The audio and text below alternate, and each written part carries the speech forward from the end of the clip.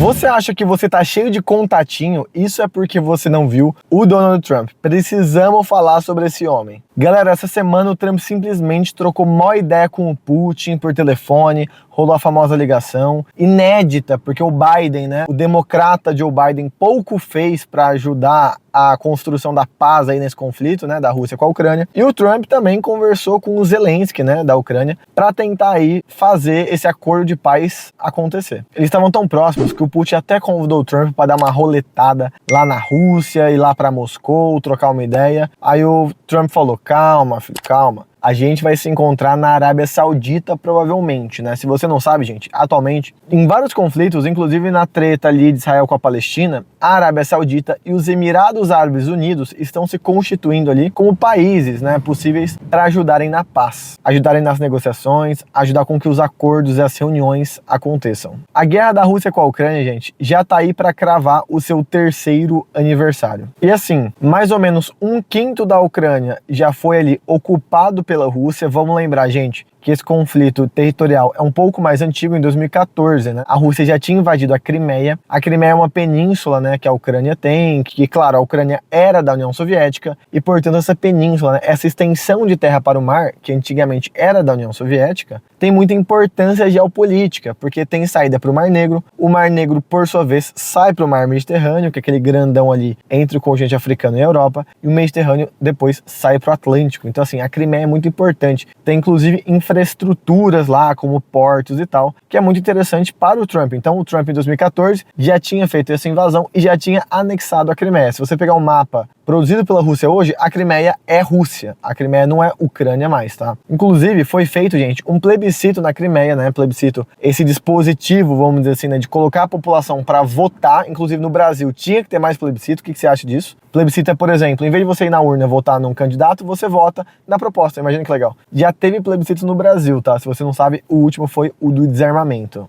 depois dos anos 2000, não lembro se foi 2005, 2004, 2007, por aí. Bom, foi feito um plebiscito na Crimeia para perguntar se a população da Crimeia, né, dessa península da Ucrânia, queria continuar sendo da Ucrânia ou ser da Rússia. E a maior parte votou que queria ser da Rússia. Aí você fala, fraudaram o plebiscito ali. Não, não. Primeiro, vamos entender a composição étnica da Ucrânia antes de você sair falando groselha, tá? A Ucrânia, gente, a porção leste da Ucrânia tem uma relação absurdamente gigantesca com a Rússia. Então, o seu avô mora na Rússia, o seu pai é russo, você nas férias vai pra Rússia visitar. Ou seja, essa galera da porção leste da Ucrânia realmente, muitas vezes se entendem como russos, o que nós chamamos de russos étnicos, né?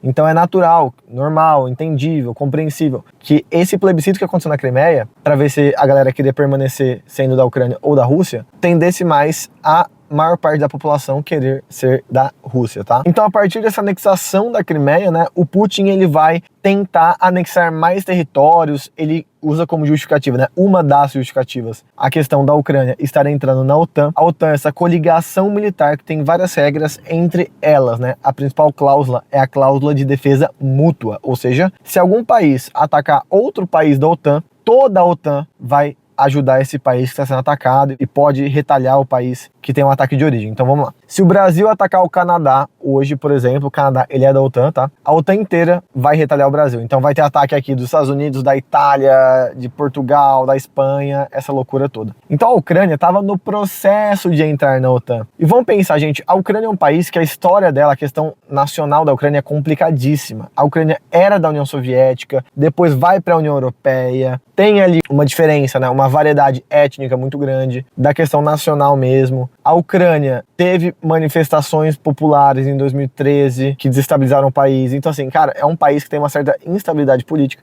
e uma diversidade étnica muito grande. Isso dificulta a sensação da criação, né, de uma sensação de pertencimento, de nacionalidade, nacionalismo, uma territorialidade e tal. O fato da Ucrânia estar ameaçando entrar na OTAN fez com que o Putin acelerasse ali as missões militares, porque caso a Ucrânia entrasse, não ia dar mais pro Putin atacar. Então ele ataca antes a Ucrânia, para garantir que antes da Ucrânia entrar na OTAN, ele já consiga atacar, já consiga desestabilizar, já consiga pegar territórios e tal. A região leste da Ucrânia, como eu falei, Donetsk, Luhansk e outras, tem bastante russos étnicos também, tá? Põe aí no Google, gente, mapa étnico da Ucrânia, ou divisão da Ucrânia em questão de nacionalidades, pertencimento, etnias e tal, você vai ver o mapinha que o leste da Ucrânia se entende mais como sendo russo, tá? E quando nós falamos, gente, de países da Europa, tem que lembrar que não é o Brasil, não. O Brasil é um país gigantesco, você se entende como brasileiro, eu sei disso e tal. Mas a Europa, gente, é uns paizinhos, já teve treta, já teve coligação, já teve separação, teve 2 guerras mundiais, teve União Soviética ali no meio, tem espaço Schengen, tem a zona do euro. Então, gente, é complicado, tá? Muitas vezes essa questão nacional na Europa. Por isso que na Europa tem mais separatismo, tem mais diversidade no mesmo país, que pode ter tretas, rachar, como foi o caso da Iugoslávia, que depois virou Croácia, virou vários países, Bósnia,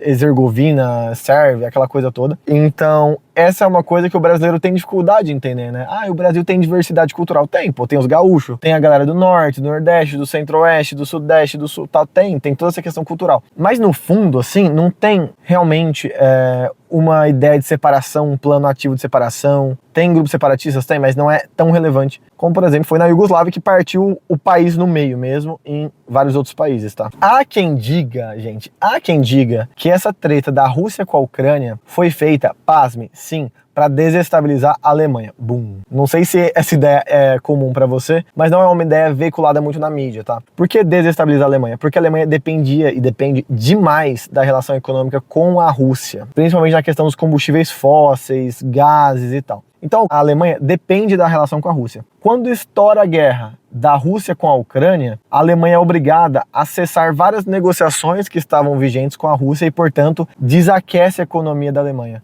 Dá uma segurada na economia da Europa. A Europa fica meio travada, tá? Olha a sacada. Pô, professor, mas como é que a Rússia, ao atacar a Ucrânia, desestabilizou a Alemanha, ou a Rússia queria isso e tal? Até os Estados Unidos queria isso. Porque os Estados Unidos, ao forçar pela OTAN a entrada da Ucrânia na OTAN, principalmente pelo contexto desde 2014 da Rússia ter ingerências na Ucrânia, os Estados Unidos força também uma reação da Rússia, óbvio. A Ucrânia faz divisa com a Rússia, gente, é limite. César, põe o mapa aí, por favor, na tela. A Ucrânia é limite de divisa com a Rússia. Então os Estados Unidos, ao forçar a entrada da Ucrânia na OTAN, força também a Rússia a dar alguma retaliação. Essa retaliação dá uma destruída, dá uma estagnada, dá uma complicada na vida da Europa, principalmente da Alemanha. Então tem especialistas que dizem que essa treta Rússia e Ucrânia, sobretudo, foi para dar uma segurada no desenvolvimento da Europa, principalmente da Alemanha. Olha que loucura, gente. Maluquice, tá? Bom, fato é que a Rússia, até o momento, aparenta ser a grande vitoriosa desse conflito, anexando território, fez parceria com a China, saiu um relatório recente que a Estônia descobriu que a China estava contrabandeando peças para fazer armas para a Rússia e tal. A Coreia do Norte também fortaleceu parcerias com a Rússia em todos os setores, até o Irã tem parceria com a Rússia. Então, assim, é claro que essa guerra movimentou a economia, fortaleceu a Rússia diplomaticamente ali na região, aqueceu a geopolítica mundial, puxou o comércio. A galera acha que guerra é só destruição, mas não sempre, gente. Guerra é destruição onde tá tendo a guerra. No resto do mundo, aquece a economia, porque produz arma, puxa indústria, puxa tecnologia, puxa desenvolvimento de patente, puxa tudo, tá bom? O capitalismo é esse sistema macabro, tá? Que lucra com guerra, velho. Só aceita. Os Estados Unidos se tornou potência com guerra. Aceita esse fato, tá? E aí, voltando pro tema inicial, que é o Donald Trump,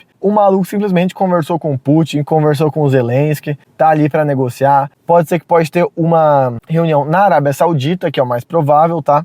E aí, vamos ver como é que vai ser essa negociação de paz. Será que o Trump é o melhor cara para fazer essa negociação? Uma coisa é fato, gente, o Biden, por mais que ele se vendesse como democrata, por mais que o Biden se vendesse como o cara da paz ali, o cara financiou guerra, tava nem aí pra nada, queria só lucrar em cima disso, e os Estados Unidos lucra e muito, e muito. César, põe aqui, ó, põe aqui na tela, ó, uma lista dos países que mais tem gastos militares. Olha os Estados Unidos em primeiro, olha quanto que é a diferença dos Estados Unidos pro segundo, pro terceiro, tá? Pra Rússia, pra China. É absurdo o gasto militar dos Estados Unidos. Por gasto militar, entenda economia girando, entenda pesquisa, entenda desenvolvimento, entenda patente, entenda emprego, entenda universidade. Por isso que eu falei no começo do vídeo que a gente tem que falar sobre o Trump, cara. Será que o Trump vai fazer diferente do Biden? Vai buscar uma paz realmente? Como é que isso ajudaria os Estados Unidos? Como é que seria essa paz? Como é que seriam essas condições? Você acha que a Rússia vai de boa trocar ideia suave, vai entregar os territórios de volta, que foi conquistado ali na treta? E aí, o que você acha? Comenta aqui, por favor. Quero saber a sua opinião sobre esse conflito todo. Quero saber a sua opinião sobre essa treta toda. Vamos fazer um diálogo aqui. E valeu! Caso você curta geopolítica, se inscreve. Se você é professor de geografia, tem um curso pra você aqui embaixo. Se você quer apoiar o conteúdo, tem um Apoia-se. Você ganha prêmios por apoiar o canal, cincão, R$10. Isso ajuda demais a programação a continuar, beleza? Tamo junto, vamos falar mais de geopolítica. Valeu!